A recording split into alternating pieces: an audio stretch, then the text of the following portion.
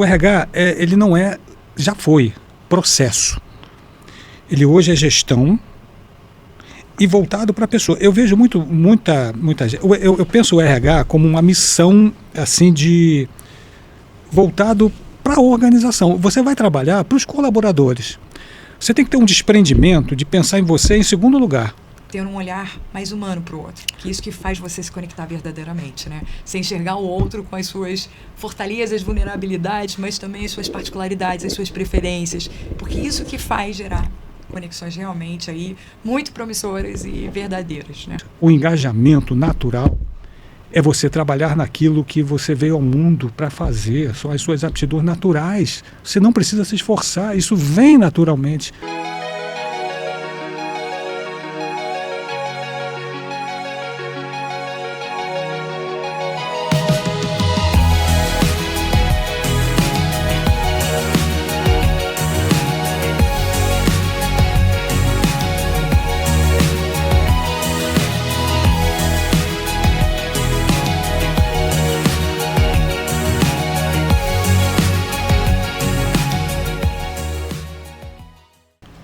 Estamos de volta com mais um RH Debate Podcast. Hoje nós temos um tema bem interessante. Vamos falar sobre quem atua com pessoas, a construção de um legado em RH. Para isso, nós trouxemos 2 profissionais de ponta nessa área. Eu vou apresentar um, o Léo vai apresentar o outro. Estamos falando aqui com a Clarissa Frossar, economista, mestre em administração e MBA em gestão de pessoas. É executiva de recursos humanos com 25 anos de experiência profissional desenvolvida em empresas de grande porte nos segmentos de indústria e serviços. E há 10 anos é diretora da Associação Brasileira de Recursos Humanos Rio de Janeiro. Agora, antes de passar para o Léo, deixa eu dar aqui um recado para a nossa audiência, que é uma audiência seleta. Muita gente nos assiste e esquece de ir lá se inscrever no canal, que é de graça. Ajuda o canal e ajuda vocês, porque nós trazemos sempre conteúdos de alta relevância para o nosso público. Certo, Léo? Perfeito. Continua, por favor, então, a apresentação do nosso segundo convidado. Bom dia, boa tarde, boa noite. Mais um RH Debates Podcast no ar, ano 2. Dessa vez na edição em conjunto com a BRH Rio.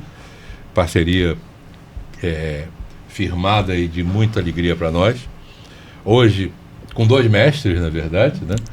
O Paulo já apresentou a Denise e o Zé Carlos de Freitas, mestre também. Tem pouco tempo de ABRH, tem 30 anos de ABRH, está lá desde a época do Luiz Carlos, foi o saudoso Luiz Carlos. Que falar do Zé? Todo mundo de RH sabe quem é Zé Carlos. E para nós é uma honra muito grande ter vocês aqui. Sinceramente, é muito bom mesmo. E vamos começar mais um RH Debate Podcast ano 2. Vamos deixar que ele se apresente então? Perfeito. Uma mensagem para a nossa... A câmera de vocês, para vocês poderem falar um pouco de vocês. Clarissa. É um prazer enorme estar aqui, pelo que eu já conhecia, né, do legado de vocês. Já vi que temos muito aí para debater, conversar, instigar outros profissionais que também ou estão já amadurecidos na carreira ou começando suas trajetórias ou até transacionando, né, para RH. Eu fiz isso na minha carreira, eu sou economista de formação, comecei muito na área financeira e fiz a transição para RH. Hoje, ao longo de 26 anos, né, de atuação, realmente já sou mais RH do que financeiro. Então, mas acho que agrega muito olhares complementares também, um pouco mais de pragmatismo no recursos humanos, um pouco mais de análise, né? Isso ajuda bastante. Mas é uma honra, queria agradecer. Estava conversando um pouco, né, antes aí da gente começar, o quanto que essas conversas, eu brinco que são diálogos construtivos, né? Eu acho que a partir de uma perspectiva que você tem ou uma colocação que ele agrega, a gente desperta tantos insights e traz mais ainda pautas, né, para serem debatidas. Muito obrigada aí pela oportunidade, um prazer enorme. Prazer é nosso, tomara que a gente consiga aqui, né, inspirar muitas e muitos aí exemplos, boas práticas para cada vez mais impulsionar legado em recursos humanos. Não tem dúvida disso. Com esses convidados de peso não fica a menor dúvida disso. Bom, antes de mais nada, muito obrigado pelo convite. É uma honra também estar aqui com vocês, um grande prazer. Antes de mais nada, é importante a gente fazer um convite, já que nós estamos com essa associação, né, com a RH Debates, a BRH, fazer um convite a todos para conhecer a BRH Rio. Então é só ir no Google lá, né, e botar brhrio.org.br. A BRH Rio, ela não é uma agência de empregos, a gente sempre fala isso, que existe, falo isso para os meus alunos, né, porque sempre se confunde, né. Posso entregar um currículo para a BRH? Não. Ela é uma entidade há 60 anos. O que ela faz? O foco é desenvolvimento de pessoas, né? Então, temos eventos, temos muitas coisas que podem agregar o desenvolvimento das pessoas. Então, o melhor é que você visite a BRH e se associe, né, para ter todo o composto de coisas boas que nós fazemos lá, tá bom? Voltado para o profissional de gestão de pessoas. Não necessariamente para o RH, também para as lideranças. A gente vai falar um pouquinho sobre isso aqui hoje, a importância da liderança. Então, estamos prontos aqui, né, Clarissa, para a gente começar. Beleza. Vou fazer uma pergunta para ambos. Tá ótimo. Ao longo da carreira, todo profissional de recursos humanos acumula aprendizados, erros, acertos e métodos históricos e decisões que podem servir de referência para outras pessoas. Mas será que esse conhecimento está sendo compartilhado? Como é que você encara? Como é que vocês encaram isso? Aquilo que a gente vivencia, a gente consegue compartilhar com os que estão ao nosso redor para o desenvolvimento deles também? É uma boa... Vou começar, Zé. Então, Vai. Estou aqui pensando porque o que a gente hoje tenta transferir, né? Que é muito do que a gente vai adquirindo de conhecimento. Uhum. E para tentar realmente impulsionar aí até comportamentos, ou ajustes de comportamentos, ou até aprimoramentos mesmo, né? Mas até perdi um pouco o fio da meada, mas o que eu queria trazer é que, assim, a gente tem que tentar transformar a nossa trajetória em algo que seja... não é uma referência, porque quem somos nós para se colocar né, como se fosse uma referência, mas de algum jeito, alguns caminhos que nós já pavimentamos trazem muitos aprendizados. Então, mas uma das coisas que a gente faz muito, e aí quem trabalha em associação acaba fazendo muito, a gente acaba se envolvendo em várias frentes que acabam compartilhando práticas, né? Sim. E aí ali a gente começa a ter mais notoriedade de compartilhar, de dividir, né? De trazer muito daquilo que a gente construiu. E onde a gente errou, isso é uma coisa que eu acho que o RH faz muito. A gente também não fala só do sucesso, a gente também fala dos fracassos e do quanto que esses fracassos se transformaram em aprendizados para não fracassar novamente, pelo menos não naquele ponto. Então, hoje o que eu vejo que a gente precisa fazer é o que estamos fazendo aqui hoje. Trazer para um debate, né, colocar numa plenária, a gente dá aula, a gente faz cursos, às vezes bem específicos de determinadas... por exemplo, assuntos, eu dou aula, por exemplo, na BRH, um curso de recrutamento e seleção. Eu trabalho hoje numa empresa da indústria farmacêutica com a área de seleção. Então, alguns dos cases práticos que eu tenho no meu dia a dia, eu compartilho para quem está se aventurando por essa carreira e por esse subsistema no RH. A gente traz para uma plenária em congresso ou nos nossos fóruns discussões bem interessantes de cases mesmos, né? Do que a gente está vivenciando e aí como a gente agiu, o que a gente aprendeu, o que faria diferente. Então eu acho que a gente hoje permeia o mundo de recursos humanos com muitos debates. Mas os debates que têm técnica, que têm profundidade, não é uma coisa rasa. É uma coisa que acaba, que a gente traz profissionais que atuam diretamente e também que estudam academicamente. Você disse uma coisa que é a primeira vez que eu ouço de todos os nossos entrevistados, que é a gente tem que falar dos nossos fracassos. Isso é muito importante, porque sucesso é bom, todo mundo fala do sucesso. Agora, eu acho que para a gente ter sucesso tem que estar fundamentado naquilo que fracassou, não é não? Isso, com certeza. E a gente às vezes debate isso, porque você às vezes numa implementação de uma trilha de desenvolvimento de liderança, você enveredou por um caminho que não foi tão bem sucedido, mas não funcionou para mim, a organização pode até funcionar para outra, eu não estou aqui querendo, né, me gabar ou não, mas eu acho que falar sobre também o que não deu errado traz luz para quem também está tentando buscar pavimentar esse caminho, né? Então isso eu acho que é bem interessante, que a gente começa a falar de vida real, sabe assim? Não é algo, né? Não é ilustrativo nem ilusório, não, é vida como ela é e as práticas como elas realmente são. Perfeito. Concordo plenamente. E eu acrescentaria uma coisa.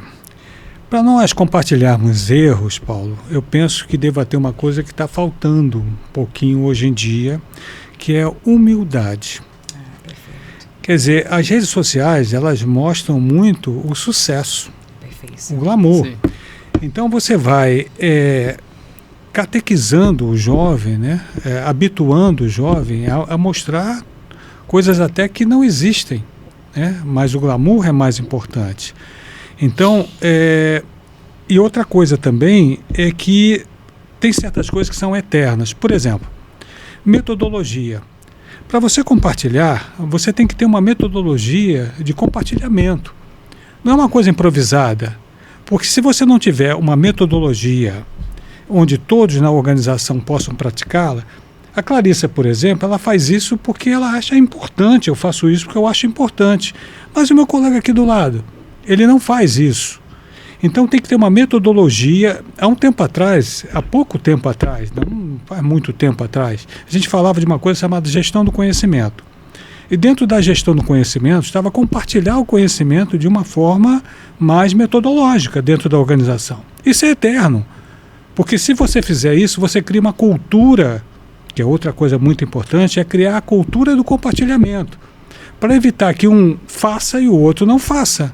Então, se a empresa tem a cultura de compartilhar, que é o caso da empresa que a Clarissa trabalha, que eu sou fã, né? E já existe uma cultura sobre isso. Então, quem entra agora já entra dentro dessa cultura de compartilhar. Ele vai aprender. Se ele não faz isso, ele vai aprender como faz. Sim. Então, eu acho muito importante compartilhar. Temos todas as ferramentas possíveis para fazer isso, né, de diversas formas.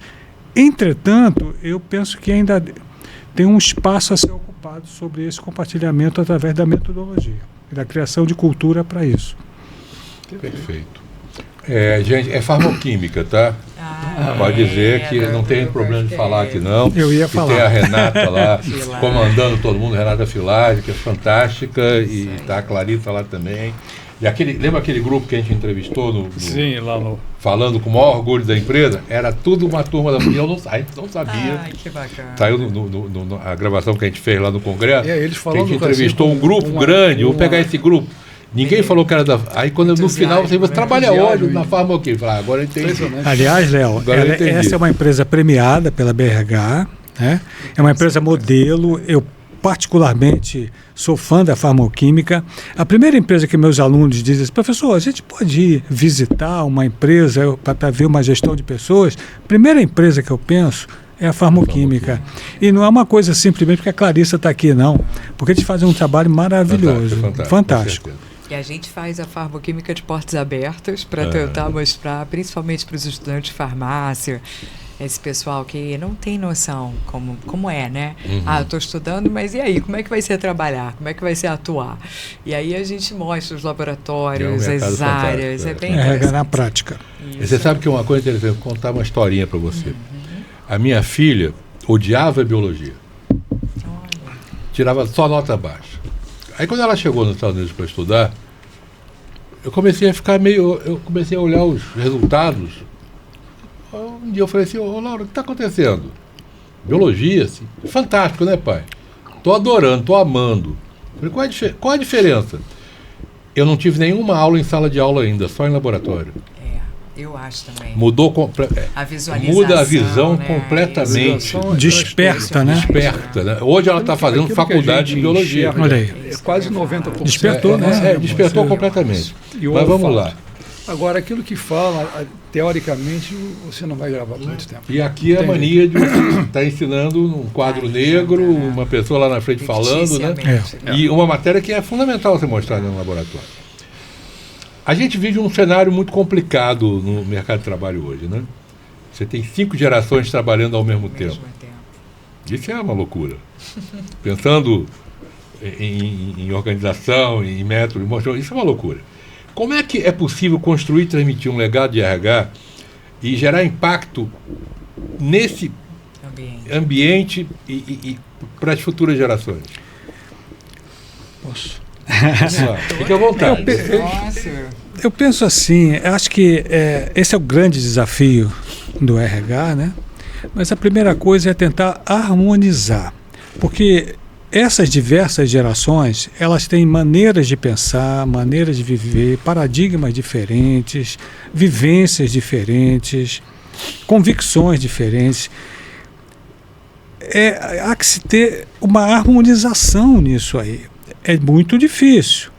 É difícil, mas a partir do RH que tem uma formação para isso. Porque se o RH ele não tem um espírito de harmonizar, ele vai tentar fazer com que todos os outros atuem da forma da geração dele.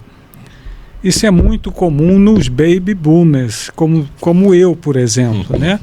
Porque a gente já viveu tanta coisa que a gente acha que o pessoal novo aqui tem que aprender muito conosco, o que é um erro enorme. Tem tanta coisa que a gente pode aprender com o jovem, né? Então tem que harmonizar. O que um pode aprender com o outro? Não é fácil, tem que ter um RH preparado para fazer isso aqui. Não é simplesmente uma vontade. Uma outra coisa também é que há muito discurso e pouca ação. Quando você vê um discurso, o discurso é perfeito. Mas quando você vê a ação, tem falha. Mas como assim? Se o discurso é perfeito e a prática é diferente? Porque esse é um problema também, é um grande desafio. Colocar na prática o que a gente pensa. Sair dessa dissonância cognitiva que a gente tem, né, de pensar uma coisa e fazer outra. Então, para não fugir do tema, ser bastante objetivo, eu acho que uma pedra de toque é tentar harmonizar as diversas experiências, contar com o melhor de todos eles, né? E criar um ambiente para isso. É importante criar um ambiente harmônico e não de conflito, né? Que é outro desafio, né? Do RH, né? A gestão de conflitos. É interessante, né? Porque assim, eu fui até uma vez debater sobre essas gerações, né? Agora tem a Alfa, né? Que está chegando, todas essas gerações. E eu lembro que eles vêm com uma imagem muito negativa, né? Até para o mercado de trabalho.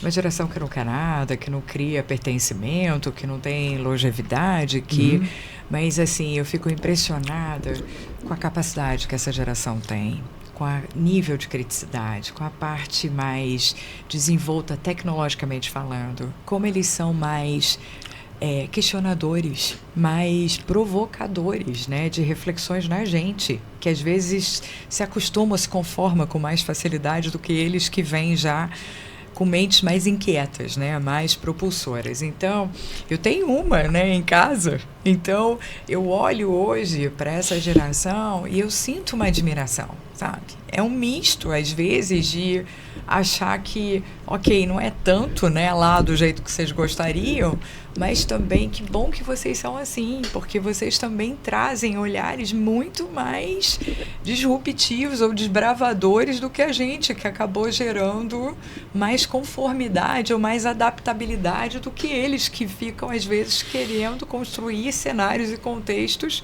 até melhores do que o que eles estavam vendo ali. Então, estou trazendo só esse breve aí apontamento, porque hoje eu acho que a gente convive nas organizações, tem realmente muitas dissonâncias, até de compreensão. Eu falei com intuito, outro interpretou por um outro viés, mas eu também entendo como Zé. A gente precisa conviver, e aí conviver com respeito, com abertura para ouvir o outro, para tentar entender que o outro tem muito para somar. Eu acho que os baby boomers já entendem que essa geração mais nova supre eles tecnologicamente falando, então vem para complementar, não vem para diminuir, não. No final, a soma vai ser muito mais positiva. Isso. eles são muito ágeis de raciocínio. Então, assim, são daqueles que acaba que você comenta uma coisa e às vezes prestam atenção nas histórias que nós temos para contar. Tem que ser mais ágil, né, para compartilhar, mas prestam atenção. Então, assim, eu acho que hoje a empresa está ganhando com esse convívio multigeracional.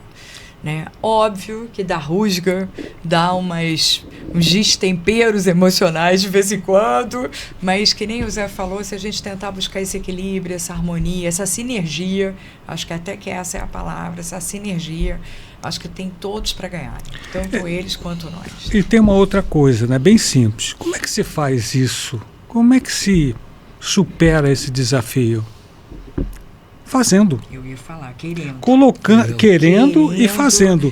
Colocando as pessoas, coloque numa mesa todas essas gerações através de uma prática, vamos dizer assim, de troca de conhecimento, de modo que faça com que um perceba no outro o ensinamento. Né? Então, eu tive uma prática dessa numa organização que eu trabalhei. Existia um preconceito, porque na realidade, quando você junta as gerações, há muito preconceito. O preconceito vem à tona, né? Eu sei mais que você, eu aprendi mais, eu vivi mais, ou eu tenho mais tecnologia, ou eu sou mais jovem, enfim. E havia um preconceito de que a minha área era uma área que fazia mais do que todas as outras. Todas pensavam assim, a minha é melhor do que as outras. Nós fizemos um programa, como é que se faz isso então para superar isso? Na prática, como se faz? Fazíamos toda sexta-feira uma sessão no auditório, onde cada área se apresentava a todas as áreas da empresa. E eu me lembro bem que existia uma área de auditoria, que era uma área pequena na organização, e que ninguém entendia bem o que eles faziam, né? E depois dessa sessão... Tinha um medo deles, né? A auditoria é sempre temida, né? Exatamente. E se não for, ela não está fazendo bem o papel. E ao final da sessão, eles foram cumprimentados. Olha, eu não sabia que vocês faziam um trabalho tão importante para a organização. Quer dizer, então aquela prática do fazer fazendo possibilitou a que eles tivessem um conhecimento, uma importância, um respeito em todas as áreas. Então, é colocar essas gerações para trabalhar junto. Né? E elas com humildade também, com respeito, e com uma coisa também, Clarice, que a gente fala muito, que é a escuta ativa. Porque tem palavras, né, Léo e Paulo, Clarice, que são as palavras da moda, os termos da moda. Né? Então, hoje é escuta ativa. Eu preciso da escutativa para ouvir o que as gerações, porque se eu não ouvir, então fica só uma coisa teórica. Eu vou fazer um curso de escutativa e saio de lá e não ouço nada, não aprendo nada. Então, para aprender, de uma maneira geral, você tem que ter uma escutativa, senão você não aprende. Outra coisa também importante para a escutativa, atenção. Hoje, também uma coisa da moda, todo mundo tem um déficit de atenção hoje em dia, né? E muitas vezes você não tem? Eu tenho. Virou uma coisa meio assim, né? Aí tem um negócio TDAH. Que atrapalha mais ainda a atenção, né? Pois é. Não, mas isso talvez acelere muito mais isso daí. Então, para você ouvir, ter uma escuta, você tem que ter atenção. Tem que estar concentrado naquilo dali. Então, essa é uma forma de aprendizado, e perceber que todas essas gerações, na realidade, têm muito a compartilhar. A gente tem muito que aprender com todas elas. Né? Vou te falar uma coisa rapidinho nessa pergunta. Nesse 1 ano e meio, a gente está ouvindo, a gente ouve todo mundo. A gente tem tido lições aqui de geração Z fantásticas. A gente olha o que... Eu tenho quase 60 anos de RH. O que eu aprendi nesses últimos 1 ano e meio aqui, sentar nessa cadeira. E uma coisa interessante, você falou nós termos, me falha o termo agora, o preconceito. Nós tivemos um convidado aqui que ele pediu para ser mais tarde um pouquinho o horário, porque de manhã cedo ele vai para o Equador jogar futebol e depois é que ele vai trabalhar. E de uma capacidade fantástica. Fantástica. Ficamos impressionados com ele. E se você... com 24 anos já trabalhou em 3 continentes. assim, né? É um recrutador internacional de Você vê. uma função que o mundo inteiro compra do Brasil, que a gente nem sabia que existia. E aí você olha para ele, e chegou aqui com uma camiseta jeans, não sei o que, um tênis, você olhar assim, é o entregador. Velho, é o entregador. É isso aí. uma calça de pijama. Que não precisa se Muito credenciar. Né? Exato. Senta e abriu a boca, começou a falar Mas com a gente. seria estranho, Paulo, se nós não olhássemos assim. Exato. Porque isso faz parte da nossa geração. Né? Verdade, Todos nós verdade. olhamos assim. E depois a gente se surpreende. É um aprendizado. Quer dizer, na Fantástico. nossa Fantástico. época dessa atividade, se não tivesse de gravata, quem é Isso. que veio sem gravata? Como assim? Exatamente. Exatamente. É mesmo. Que capacidade que ele tem se ele não usa gravata?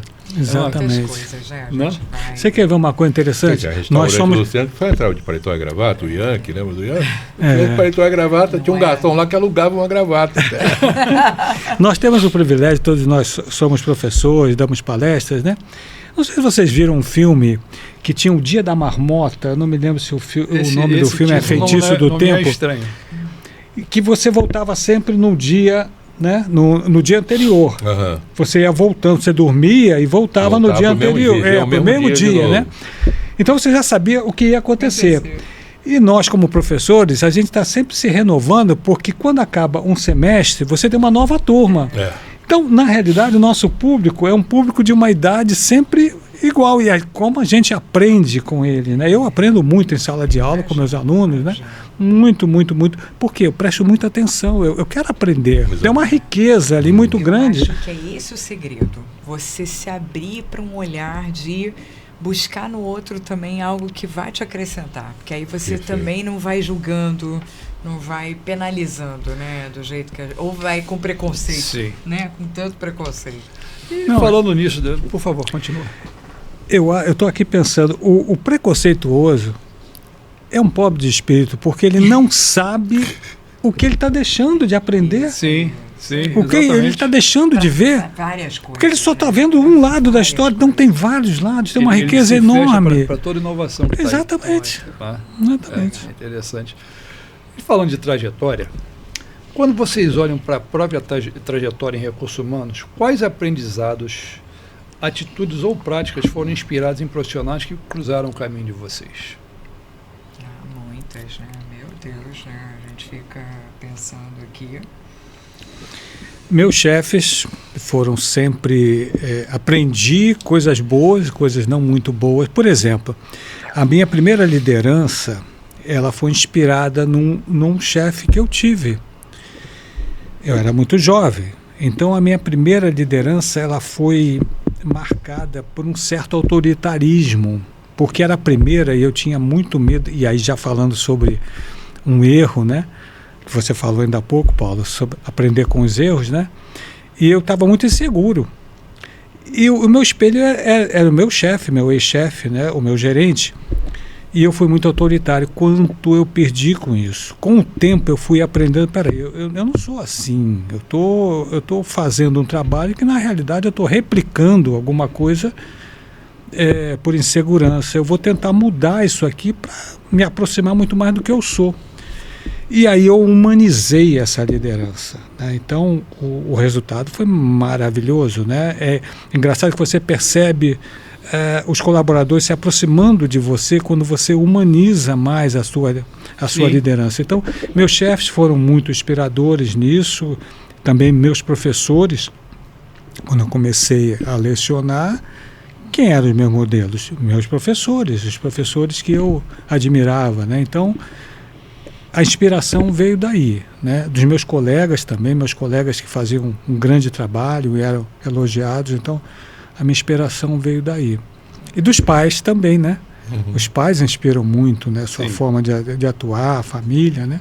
Também inspira muito.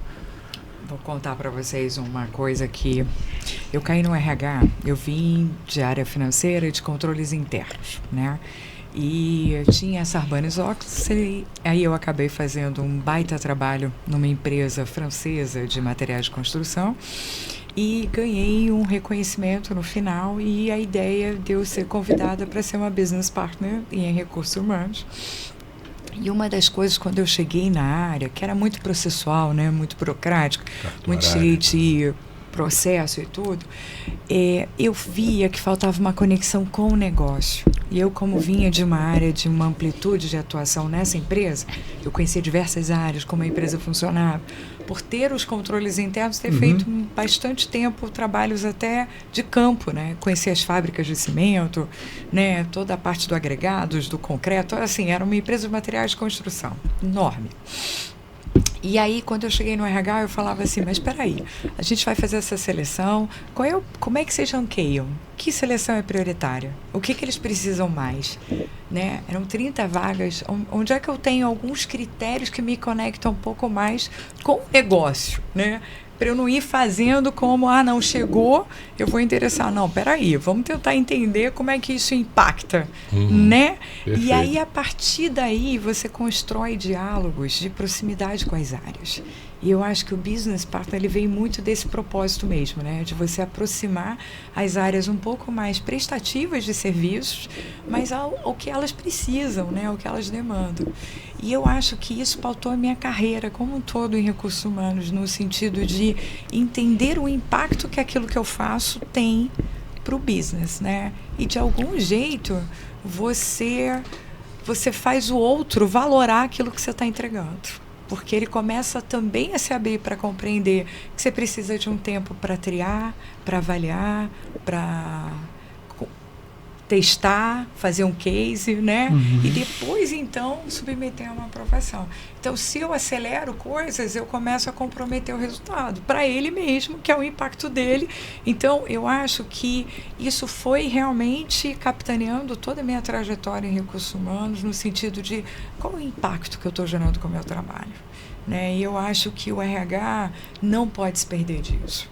Né? De algum jeito a gente precisa ser uma área que tem vez, tem voz, mas também tem que ter propriedade naquilo que está agregando, né? Sim. E hoje com o Renata, né, que eu trabalho aí há 7 anos quase, muito indicador, muito pautado em mostrar os dashboards, em mostrar aquilo que a gente está fazendo, com que velocidade, com o que a gente está, a que custo, né? Como é que a gente está economizando, o que a gente está melhorando. Então, eu acho que no RH a gente tem que ter também esse lado um pouco mais de somos uma área que tem sua vez, sua voz, sabe? A sua atuação é muito estratégica, é muito importante. As pessoas falam, substituir, né? Não, tem um funcionário marcante na vida da gente, que ele faz um trabalho exemplar. Então, a gente precisa ter um olhar de mapear, reter, motivar, engajar. Então, assim, eu realmente, eu acho que foi uma das coisas que eu mais me despertei, né? De tentar achar o meu lugar sempre nas organizações por onde eu passei. E eu acho que isso deu muito certo. E uma coisa importante também é que o RH, esse legado que a gente falou aqui, né, tem que ser a partir do que o RH constrói com as pessoas, O RH, ele não já foi processo. Ele hoje é gestão e voltado para a pessoa. Eu vejo muita gente. Eu penso o RH como uma missão assim voltado para a organização. Você vai trabalhar para os colaboradores. Você tem que ter um desprendimento de pensar em você em segundo lugar. Pode ser que eu esteja falando aqui uma coisa muito radical, mas só faz sentido você ter quer dizer, alguém que se coloca como não RH, como trabalhando na área financeira, na área de produção, ele enxerga no RH um órgão que pode propiciar para ele um desenvolvimento, né, um crescimento na carreira, uma estrutura melhor de salário. Para que a gente possa fazer isso, eu tenho que pensar no meu colaborador e não em mim, RH. O que eu estou querendo dizer? Que existe um perfil diferenciado para você trabalhar no RH, que não é o mesmo perfil, vamos dizer assim, técnico só. Ele tem que ser um perfil humano, para que eu possa me deixar em segundo lugar e se tiver que olhar, se tiver que fazer uma diferença, o colaborador em primeiro lugar. Vou dar um exemplo simples e bobo. São 17 horas. está na hora de eu sair. Mas chegou um colaborador aqui para tirar uma dúvida, e uma dúvida que vai requerer alguns minutos de explicação. Eu não vou olhar para o relógio e vou dizer, olha, está na minha hora, dá para você voltar amanhã? Porque tem uma necessidade de uma resposta, ele está ansioso. Então não custa nada eu ficar 5 minutos. Se eu não for RH na veia, eu vou embora. Mas se eu for um RH na veia, não, senta aqui, vamos lá, quer um cafezinho, quer uma água? Estou voltado para ele, esse é meu trabalho, esse é meu serviço. É difícil. Então, o RH há muito tempo deixou de ser... É engraçado que há muito tempo atrás, o RH... as pessoas confundiam com relações humanas. Não é relações humanas, é recursos humanos. O tempo mudou. Hoje esse R do RH é relações. Então é um órgão de relacionamento. Então não é um órgão técnico, tecnocrata. Então para trabalhar ali tem que ter um olhar na seleção para alguém com perfil humano, alguém que gosta de gente. A minha sala de aula é um laboratório. Eu faço perguntas, eu faço questões, eu faço pesquisas.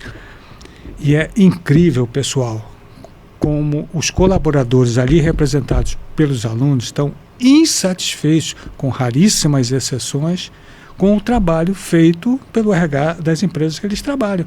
Por esse lado muito técnico, muito frio, um lado que não olha o lado humano. Mas esse é o trabalho do RH, sem qualquer... não é um paizão, não é nada disso, mas você pode, com carinho, eu uso essa palavra, um carinho, tratar bem os colaboradores. Esse é teu trabalho. Ou então não vai trabalhar no RH. Vai trabalhar num outro lugar. Existem formas e formas de dizer um não, né? Você pode dizer um não. Forma, né? E mais tarde um pouquinho, eu queria falar mais um pouquinho sobre isso, sobre a questão dos talentos na organização. Vamos ter um espaço aqui. Um adágio que é muito comum, que não há pessoas insubstituíveis, e eu discordo desse adágio.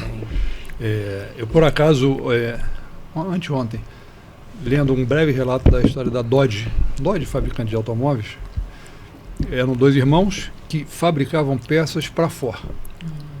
E o Henry Ford, à época, ele não tinha tanto dinheiro, então fez uma proposta, deu uma participação de 10% na Ford, e eles começaram a usar a participação para criar a empresa deles, a Dodge.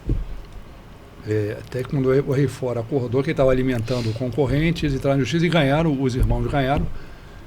E a Dodge era a segunda maior fabricante de automóveis do mundo, até que os irmãos morreram de uma febre, não sei o que, e as esposas não sabiam como tocar a empresa, venderam para um terceiro, e hoje a Dodge, enfim, talvez se os fundadores tivessem dado prosseguimento, ela hoje teria a relevância que teve. E temos diversos casos que as pessoas você não substitui, você coloca outras pessoas no lugar, mas que não vão conseguir ter aquela relevância. Isso no RH também se dá? Você ter pessoas insubstituíveis no RH? Eu acredito que sim, né? Porque, assim, é interessante, né? Nós trabalhamos com gente, e gente é singular. Sim. Isso. Gente é um perfil, né? E às vezes, como o Zé falou, talvez você consiga substituir o técnico. Isso. Você não vai fazer a empresa parar. Você vai dar continuidade. Pode até agregar de outras formas. Mas, às vezes, é o intangível, é o comportamento, é o jeito que aquela pessoa desenrolava algum problema, ou alguma questão, ou como é que ela aglutinava, como é que ela agregava. O olhar, né, Clarissa? Um olhar, às vezes, impulsionador para algo que todo mundo vê como problema, já vê como solução. Isso. Tem algumas pessoas na nossa trajetória profissional que marcaram muito significativamente, então... Você traz dessa pessoa tanta coisa que você já vivenciou, ou viu, ou falou, né? É tão interessante, às vezes, você perceber que algumas pessoas foram muito únicas para você, né? E olha aí quantos exemplos a gente tem, ou quantos profissionais que a gente tem também de referência e que são únicos, né? O que eu acho é que a gente tenta criar algumas coisas para falar assim, não somos dependentes, né? Mas realmente tem pessoas que têm impactos muito diferenciados, muito diferenciados. E que bom que a gente pôde, de algum jeito, cruzar com alguma delas, não é isso? Ou vivenciar algumas temporadas ali ao mesmo tempo, né? Mas eu acredito que gente faz muita diferença, né? E olha, a gente já viu algumas áreas que mudou uma liderança e a área não performava mais. A gente já viu alguns times, vamos pensar agora que estamos em Copa do Mundo, né, aí com o esporte, né, a todo vapor, o quanto que às vezes um técnico tira de um time, né, uma performance completamente diferenciada de outro. E é isso que eu vejo, às vezes a gente subestima o poder de um profissional, né, de uma singularidade, mas sou fã de gente e acho que gente realmente pode ser substituível, mas não na sua totalidade, nem na sua essência. É isso. E esse técnico que você está falando, o ex-técnico da seleção brasileira, eu me lembro bem que nós estávamos na outra Copa do Mundo, nós estávamos com a possibilidade até de não nos classificarmos. E aí trocou o técnico para ver o Tite. O Tite, ele é um agregador. E me chamou a atenção que com o mesmo time que estava, acho que estava em 6º lugar, estava perigando. No primeiro jogo ele já virou o jogo com o mesmo time. O que aconteceu ali? É isso que você falou, uma gestão de gente, olhou as pessoas, claro. Nós vamos ter todas as críticas ao Tite, que não ganhou a Copa, né? E vamos entrar nisso. Não, mas olhando pelo olhar que a Clarissa colocou aqui, de gestão de pessoas, ele fez uma gestão de pessoas fantástica, tanto que mudou o comportamento da equipe, né? E nós fomos classificados. Trouxe resultado. Trouxe resultado. Legal. Vamos lá. Hoje a gente, com essa mudança geracional acelerada que a gente está vivendo, né? Uma das dificuldades é saber como é que os líderes de RH podem criar uma cultura que sobreviva às suas próprias gestões. Ou seja, como fazer um legado da organização e não do líder. Eu diria que é desenvolvendo quem trabalha com você. E desenvolvendo, às vezes, gastando esse tempo, às vezes para trocar, né, falar o que realmente, qual é o olhar que você está dando, o que está enxergando além, o que a gente hoje na organização, a gente está tão atarefado, vou usar essa palavrinha, tarefa. A gente está muito mais preocupado com as entregas das atividades. Falei tanto de indicadores, os indicadores acabam fomentando na gente um certo automatismo, né, e que isso é muito prejudicial para o legado. Eu acho que às vezes a gente conversar, mostrar o que viu, o que faria, chamar para uma conversa, pedir para a pessoa, às vezes, instigá-las, né, até os nossos liderados a pensar sobre. Não é dar a sua resposta primeiro. Deixa pensar sobre, deixa refletir. E aí volta, vê o que trouxe. E a partir dali começa a despertar, sabe? Mas e se isso aqui fosse assim ou assado? E se isso aqui fosse não sei o quê? E se a gente pudesse mexer isso? E se a gente pudesse... E aí isso faz brilhar, sabe? Faz fazer a pessoa perceber que, primeiro, ela tem olhares mais amplos e, segundo, também trabalha na pessoa que ela tem coisas que até então ela nem acessava. E agora ela está vindo, a partir do que você moveu ali dentro, de que você puxou, nossa, o negócio desenrola de um jeito. Acho bacana também esses debates que a gente acaba trazendo de assuntos, ou até tendências futurísticas, ou até o que está acontecendo no mundo afora e aqui ainda não chegou. Então, acho que isso também instiga olhares mais disruptivos, ou quebras de convicções. Porque às vezes o RH é muito cheio de convicção, né? Ou se enxerga maior do que o que é percebido. Então, eu também, às vezes, eu falo muito sobre isso. Vai lá, conversa. Você está fazendo um programa? Pergunta. Esse programa está sendo percebido? Fala com quem usufrui, né? Tenta chegar mais lá do que você ficar aqui inferindo ou criando também algumas percepções equivocadas, porque às vezes a realidade, a gente tem um programa na empresa que se chama um desenvolvimento on the job, na prática, né? E quando a gente troca uma pessoa de uma área e coloca a pessoa na outra, ela percebe. Vamos supor, eu peguei alguém do marketing e botei na produtividade ou na área de inteligência de mercado. Aí é uma área que provê muita informação para a área de marketing atuar. E aí, quando a pessoa sai do marketing, vai lá na área de inteligência de mercado, ela chega na área de inteligência de mercado e fala assim, olha, não adianta você trazer tantos e-mails, nem tantas análises, que a gente nem consegue ver lá no marketing. Então, foca mais. Então, às vezes, até essas trocas mais realísticas, sabe? Sobre o que você provê de informação, o que eu consigo realmente usar, que é só na prática mesmo que a gente consegue fazer todo mundo trabalhar melhor. Eu acho que isso é muito enriquecedor. E isso acaba deixando legados até para a gente poder ter mais abertura, sabe? E interesse pelos outros que a gente está tentando prover o trabalho, ofertar as ações ou as atividades. Bom, então sobre a liderança, ainda complementando o que a Clarissa falou, existe uma diferença, pessoal, e todo mundo enxerga, entre líder e gestor, né? Na realidade, nós temos muito mais gestores, mas nós usamos a palavra líder indevidamente, no meu modo de ver.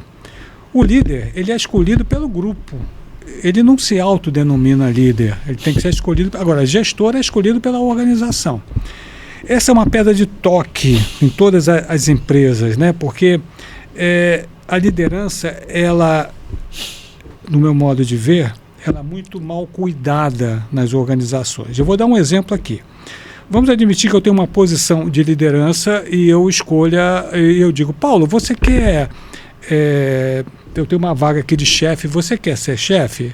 Ser chefe aqui, eu vejo você, uma pessoa talentosa para isso. O Paulo pensa, olha, eu vou ter muita responsabilidade, mas quanto é que ganha?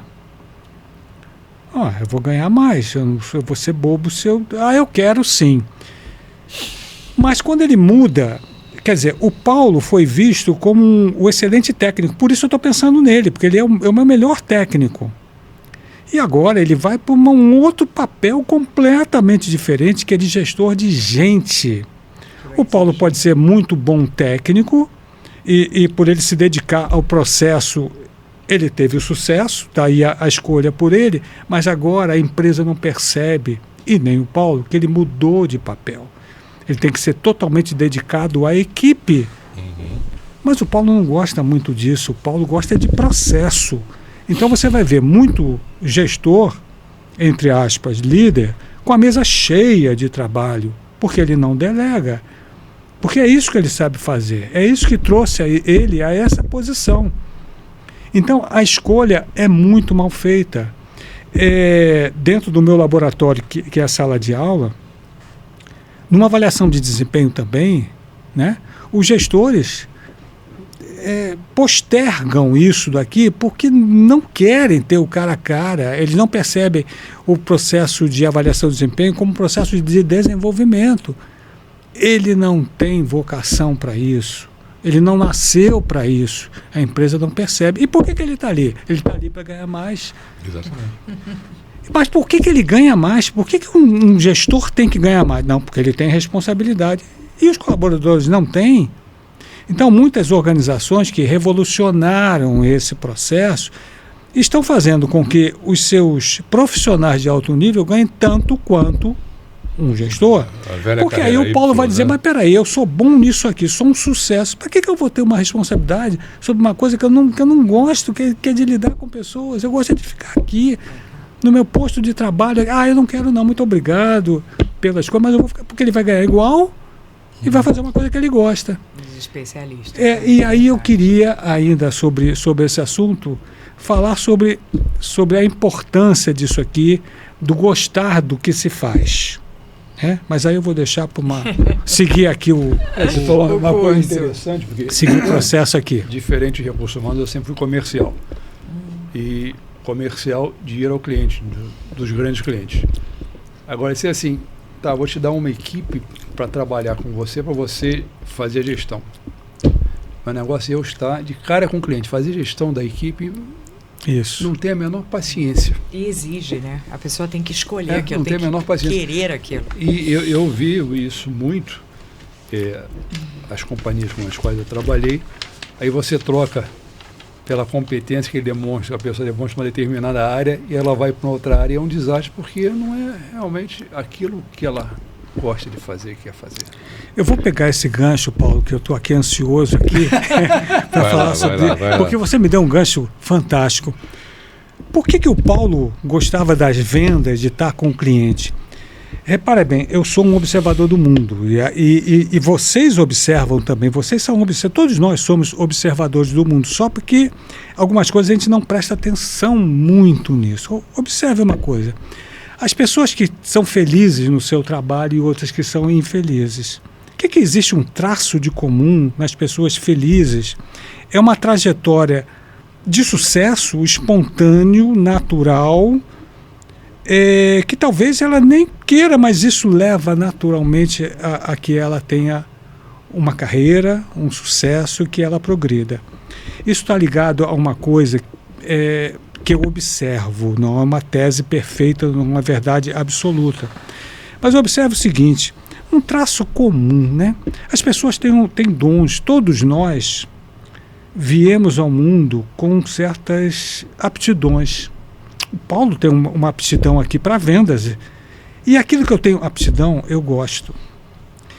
A gente fala muito de engajamento das pessoas. O engajamento natural é você trabalhar naquilo que você veio ao mundo para fazer. São as suas aptidões naturais. Você não precisa se esforçar. Isso vem naturalmente.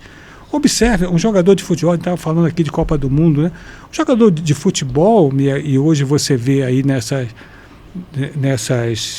nesses streams, né, a história deles, desde pequeno, ele mostrava isso, ele veio ao mundo para isso, para nos encantar. Mas ele é um jogador de futebol? Não, ele é um trabalho dele, né? Um cantor, um pastor, um padre. Quem demonstra uma vocação para fazer alguma coisa, preste atenção, todos nós viemos ao mundo para fazer alguma coisa. Lá atrás você tinha uma coisa chamada teste vocacional que mostrava isso, né, de uma maneira, vamos dizer assim, técnica, né, com os psicólogos. Ainda mostra até hoje, mas caiu um pouco de moda, né? A gente não olha muito para isso. Não. Ele mostra, ele direciona. E aí você conhecer sobre você. O que vai acontecer? Tomar melhores Olha, decisões, né? Eu tenho uma netinha, não é coisa de vovô babão, não. Com 4 anos. Mas são os babões. Todo vovô é babão. Com 4 anos, ela vai fazer 5 anos.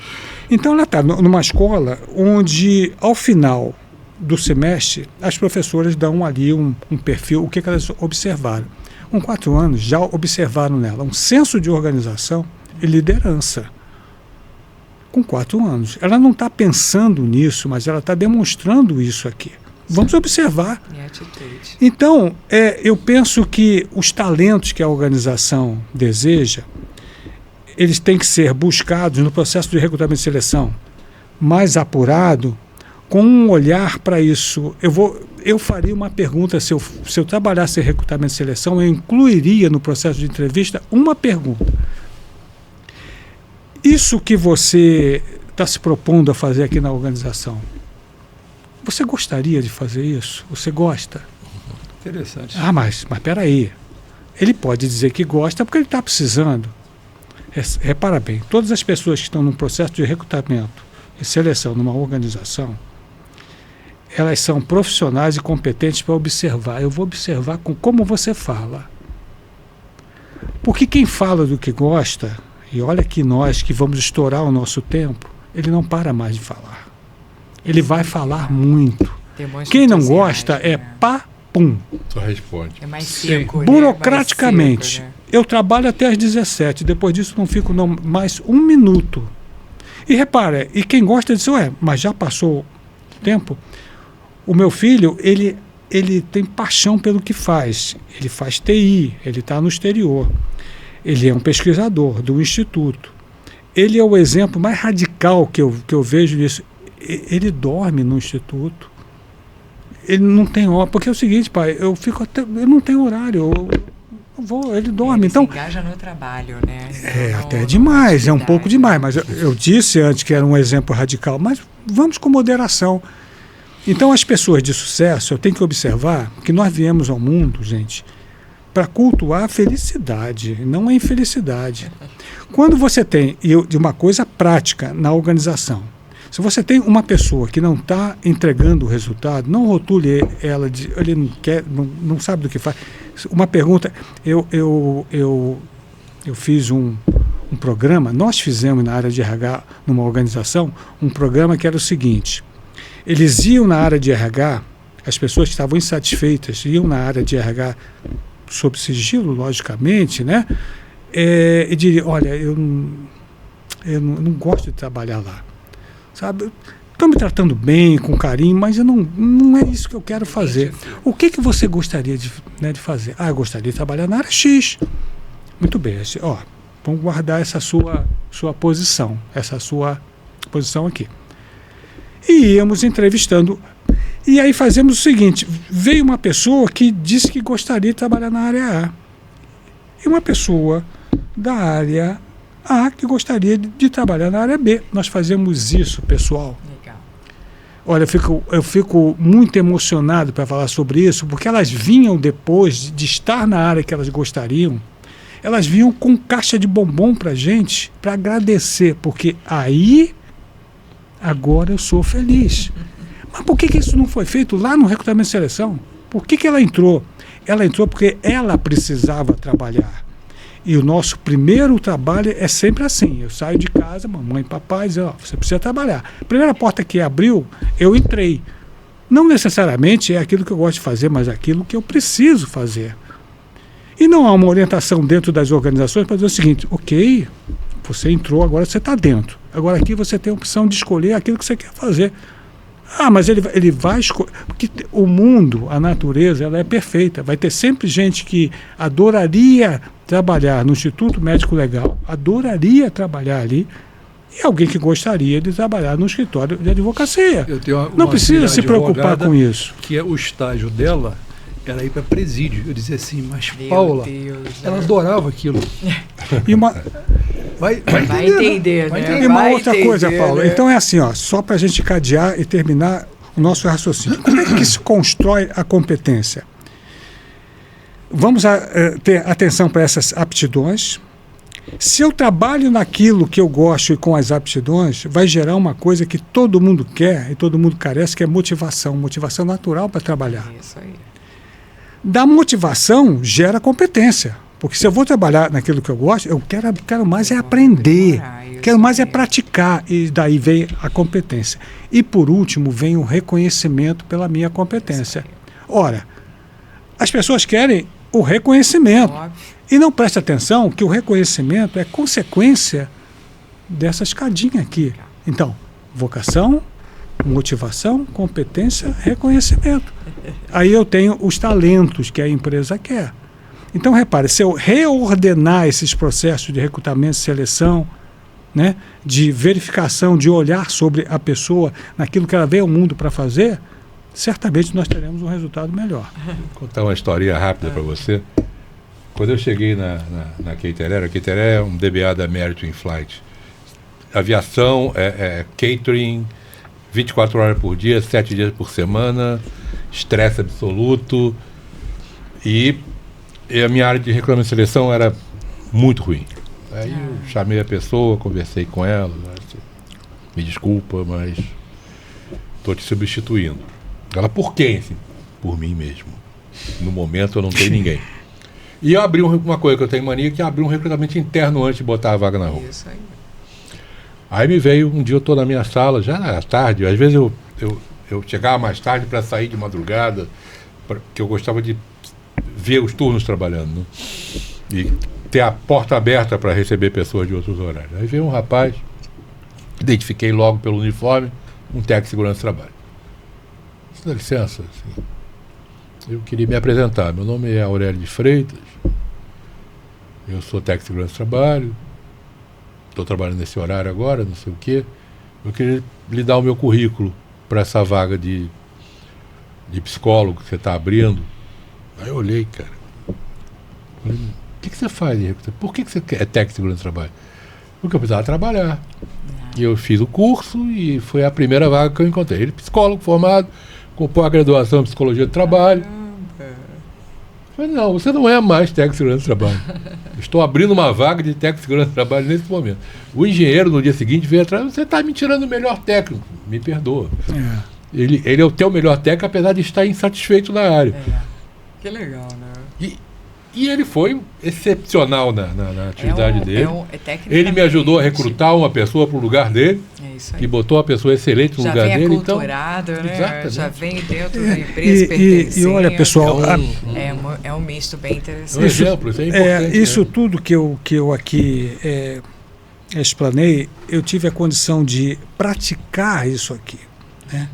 E eu vi que isso... É assim mesmo. Se nós fizermos dessa forma, né? O que faz um legado, alpinista, né? Um alpinista querer subir no Himalaia sob risco de vida, ficar 30 segundos e voltar? Né? Ele tem esse perfil de risco, né? E ele não abre mão disso aqui. Ele vai fazer isso. Então, se nós alinharmos, agora falando para dentro da organização, alinharmos os objetivos organizacionais a esses objetivos individuais, rapaz, o sucesso é total. Acontece que a gente sempre prevalece com os objetivos da organização impondo sobre os objetivos individuais. Não, vamos alinhar. Dá para fazer isso aí tranquilamente. Só fechar, esse fato que você contou, eu tive um fato bem semelhante lá no meu primeiro trabalho, foi nas Centrais Elétricas Fluminense, eu era departamento de Relações Públicas, desenhista, e depois apareceu lá um camarada, o Grimaldo Leandro, que também era técnico de segurança, você falando de técnico de segurança, e um tremendo desenhista. Acabaram, não sei porquê, alguém descobriu e abriu a vaga para ele. Ele veio trabalhar comigo, ficamos eu e ele trabalhando. E assim, eu sou um bom desenhista. Mas ele desenhava muito mais do que eu. Nome por nome, sim. Sim. Era técnico de trabalho na ABC de Teleinformática quando eu cheguei lá. Aí eu falei, não, você vai ser meu assistente. Eu tô achando que esses técnicos de segurança são bem potenciais, foi um momento em que a vaga que era uma coisa nova, você fazia um cursinho, tinha fim de vaga. Entendi. A vaga estava pulando vaga. Prosperando. É o caso do Grimaldo, ele morava muito longe, ia de trem. E assim, foi o que ele conseguiu. Ele não tinha um nível intelectual, cultural, escolar, para ser mais preciso. Ele é muito inteligente. Não tinha um nível escolar muito alto, então o que sobrou foi técnico de segurança do trabalho na época. Só que ele era um tremendo desenhista. Tomara que seja vivo. É um tremendo desenhista, está vivo. E acabou indo parar nas relações públicas. Aí ficamos dividindo o trabalho eu e ele. Interessante. Vamos lá. Vamos falar de legado da BRH? Isso, agora chegou a hora. A BRH, na verdade, também faz um legado, certo? É um legado importantíssimo para todas as gerações. Por favor, apresentem como a BRH Rio, né, transformou esse legado em algo que é um material que todo mundo é acessível a todo mundo e como se fazer parte disso, na verdade.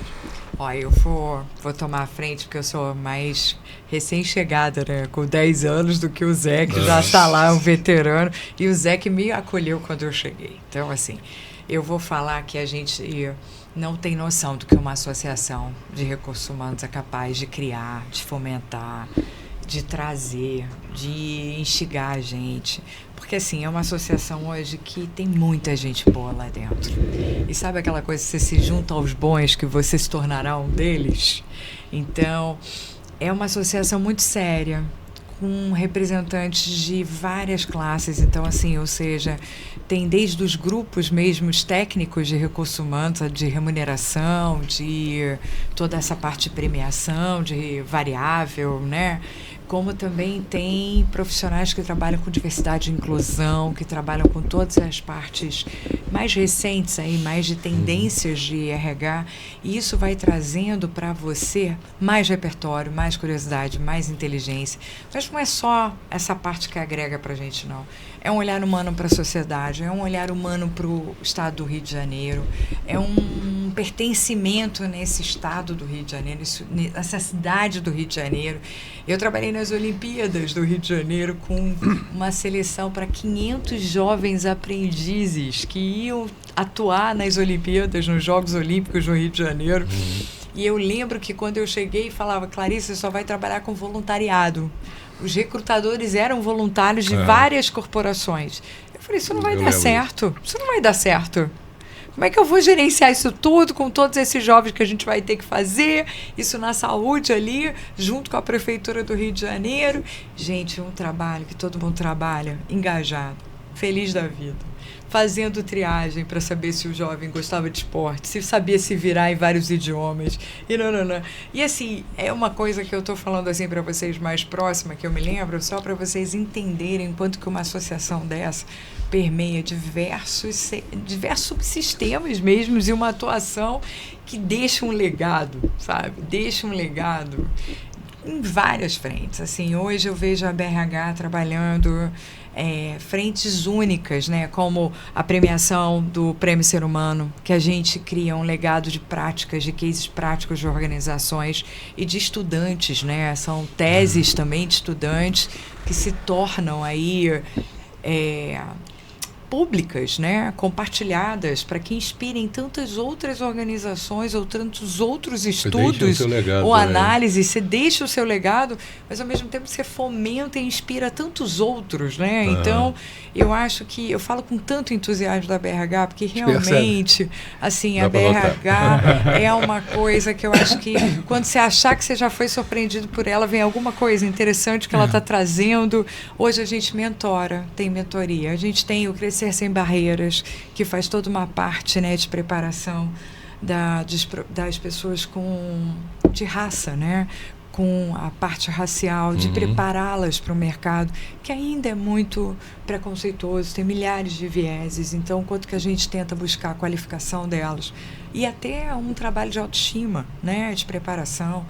Então, assim, eu fico surpresa com que a BRH tem de legado, vamos dizer assim, de tantas opções que tem lá dentro, para a gente poder hoje falar assim, cara, como é que alguém que trabalha com RH não está com a BRH do RJ, sabe? No Rio de Janeiro, isso para mim se torna algo assim impossível de acreditar, porque se associar aos bons realmente faz você querer cada vez mais ser um deles, ou fazer com que essa instituição, que já tem 60 anos, perpetue por muitos e muitos mais anos, né?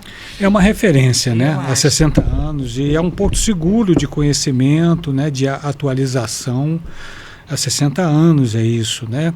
Então, nós trabalhamos com desenvolvimento e tem diversos programas lá. Nada melhor do que a pessoa se associar para poder participar plenamente disso com vantagem, né? Porque o associado, ele participa de todos esses programas, de cursos, né? Do nosso congresso, fóruns e tudo, de uma maneira bastante diferenciada em relação a alguém que não é associado, né? Então, a Clarissa deu um ótimo exemplo. Ela disse, nossa, quando eu falo da BRH com muito entusiasmo, né? E todos nós falamos também assim, mas nós ganhamos muito para isso, sabe, pessoal? O nosso salário é muito elevado, e é o exemplo melhor que a gente pode dar sobre a questão que nós estamos falando aqui agora. O voluntariado. Esse prazer é um salário danado. E desmistifica toda aquela ideia de que se eu ganhar muito, aí é que eu vou trabalhar bem, aí é que eu vou me dedicar. Não. O Congresso RH Rio, olha, eu estou lá há 30 anos, mas todo ano, quando eu entro lá no Congresso, no primeiro dia, quando eu vejo, eu digo assim, não é possível que o nosso grupo de voluntariado montou isso aqui dessa maneira, sempre com uma novidade, com competência, uma profundidade, uma atualidade de temas, mas uma coisa espetacular, com voluntariado. Então, ser associado da BRH é uma vantagem muito grande, sabe? Né? Que você tem um conhecimento atualizado. Esse é o nosso foco, desenvolvimento, né? E falando um pouquinho aqui sobre o legado do Prêmio Ser Humano, o que é o Prêmio Ser Humano, né? O livro é uma materialização do que é o Prêmio Ser Humano.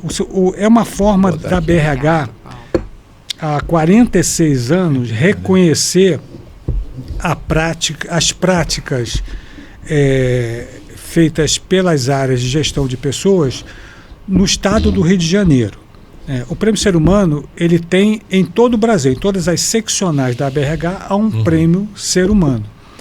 Então, o nosso aqui do Rio de Janeiro, o foco é o estado do Rio de Janeiro. Então, as empresas, elas mandam as suas práticas, que nós chamamos de cases, né, organizacionais, elas mandam anualmente, agora, por exemplo, até o dia 31/8. Elas vão mandar as suas práticas. Tem todo um regulamento que tem que cumprir. Tem todo o regulamento, está lá no nosso site, né?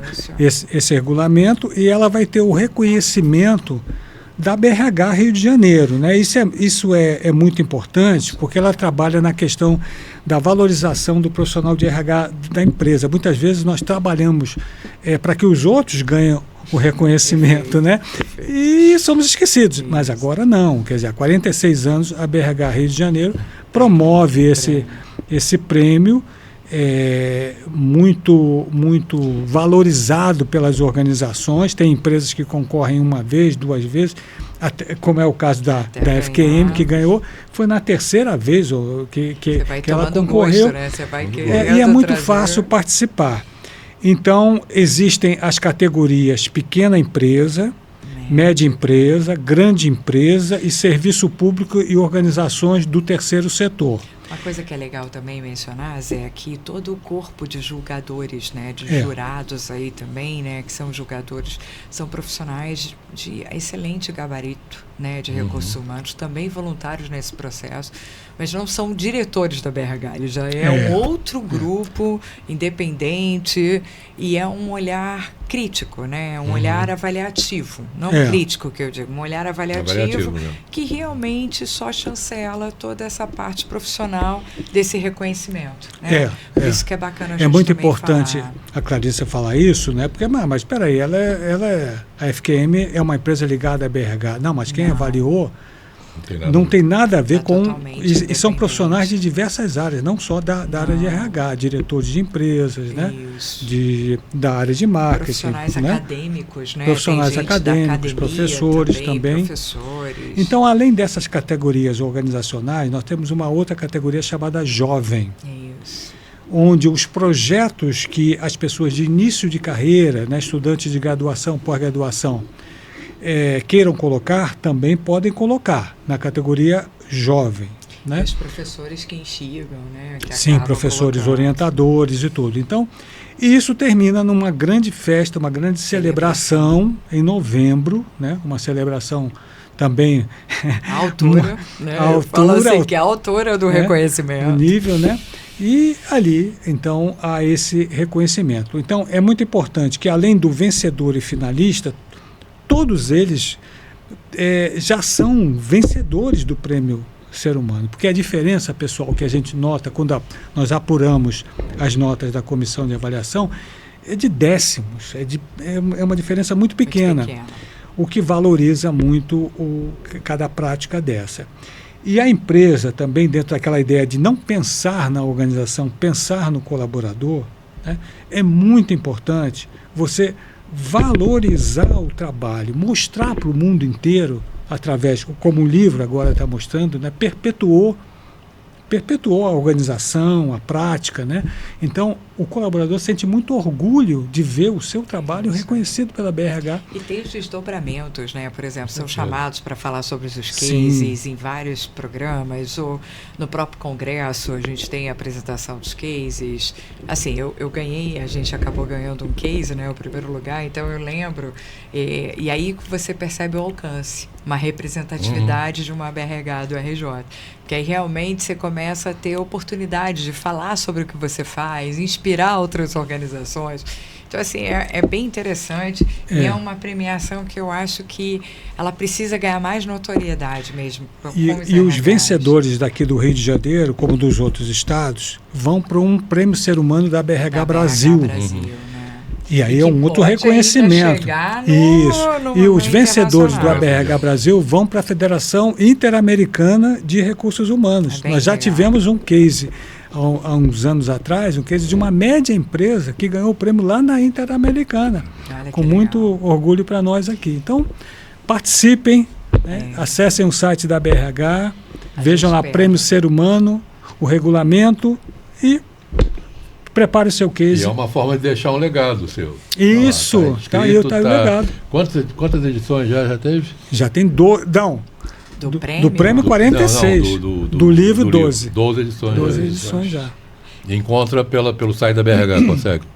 Para comprar. Para comprar a BRH. Na Qualitymark também, né? Na Qualitymark também.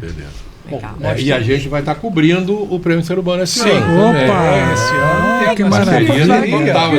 É meu, que maravilha! Já estamos liberados para todos os eventos. Seja bem-vindo. Já abriu as portas para a gente em todos os eventos e o Prêmio Ser Humano a gente vai estar lá. E ótimo. Fazendo ao vivo, memorável, uma noite memorável. É o primeiro de muitos, vocês vão ver. Vai ser o primeiro de muitos. Eu já fui alguns. Bom, nós estamos chegando aqui no nosso final, infelizmente. Nem Nós tínhamos fala, muito papo mais bom, coisas hein? para falar, né? Mas o nosso tempo está se esgotando e eu queria que vocês fizessem considerações finais. Antes, agradecer a presença de vocês aqui, esse papo muito bom, muito esclarecedor. Enfim, vocês então façam as considerações finais que desejarem. Eu quero. Bom, eu faço por mim, depois você Claro, pode deixar. Eu gostaria de deixar uma coisa, um legado aqui, né? Que é o seguinte: um recado para as organizações: humanizem os seus processos. Se nós pensarmos bem, fizermos um exame de consciência, todas as experiências positivas que nós tivemos foram ligadas a um tratamento humanizado que nós tivemos, de desenvolvimento, um olhar para as nossas competências, e nós fizemos carreira dessa forma. Então, humanizem as organizações. E não achem que vocês vão perder poder por isso, seus líderes, né? Perder poder humanizando. Pelo contrário, vocês vão ganhar. Né? Porque o reconhecimento de um líder faz com que o colaborador entregue um resultado de uma maneira não forçada, não obrigada. Né? E com isso o resultado sai muito bem melhor. E o cliente agradece. O seu cliente vai agradecer por isso. Legal. Eu vou usar uma palavrinha que é conexão. Eu acho que hoje um legado que eu diria para qualquer um, né? Você não faz sozinho, você faz muito melhor se conectado ao outro e de algum jeito até conectado ao que você está fazendo. Eu acho que hoje é uma palavra que virou um jargão, né? Vamos dizer assim, mas de algum jeito essas conexões, o que a gente está construindo aqui hoje, olha isso, a gente vai começando a se interessar. Eu acho que isso é que é o propósito maior de uma conexão, é gerar o interesse, né? E que você faça as coisas se interessando por elas, né? E de um jeito assim, como ele falou, respeitando o próximo, respeitando o ritmo também de cada um, respeitando o que um traz de conhecimento, o que o outro pode trazer também de atitude, comportamento. Às vezes isso somado vai gerar resultados assim estratosféricos. De legado hoje, o que eu falaria, né, muito, porque assim, isso está se perdendo com tanta rapidez, né? As coisas hoje já se tornam, né, vamos dizer assim, infundadas ou sem relevância rapidamente, né? Mas as conexões nunca vão deixar de existir, sabe? Essas relações que você realmente, ao longo da sua trajetória profissional, onde se tiver, que essas conexões que você crie sejam genuínas, verdadeiras, porque isso vai impulsionar para tudo, né? Tanto organizacionalmente, quanto em legado, quanto você deixar a sua marca, quanto você se responsabilizar e deixar, né, aquela tua autoria ali marcante, sabe? Naquilo que você está entregando, naquilo que você está correspondendo. Então, eu falaria muito sobre isso hoje, o quanto que é importante, às vezes, não ficar no Teams direto, né? Ir lá, sentar na frente, tomar um café, bater um papo, isso, né? Se conectar de um outro jeito, né? Criar diálogos, às vezes, se não está conseguindo de um jeito, explorar outras frentes. Eu acho que é um pouco disso que eu estou falando em termos de conexão, sabe? De conectar mesmo. E vai muito ao encontro do que o Zé comentou, de ter um olhar mais humano para o outro. Que isso que faz você se conectar verdadeiramente, né? Você enxergar o outro com as suas fortalezas, vulnerabilidades, mas também as suas particularidades, as suas preferências, porque isso que faz gerar conexões realmente aí muito promissoras e verdadeiras, né? Eu acho que é isso. Perfeito. Maravilha. Foi Bom, excelente. chegamos ao final. A nossa audiência, não esqueçam de curtir, compartilhar, inscrevam-se no canal, não pagam nada por isso. E aí vocês conseguirão ter mais conteúdos com essa qualidade. Ok. Legal, Muito obrigado, gente. Parabéns, foi Incrível. sensacional.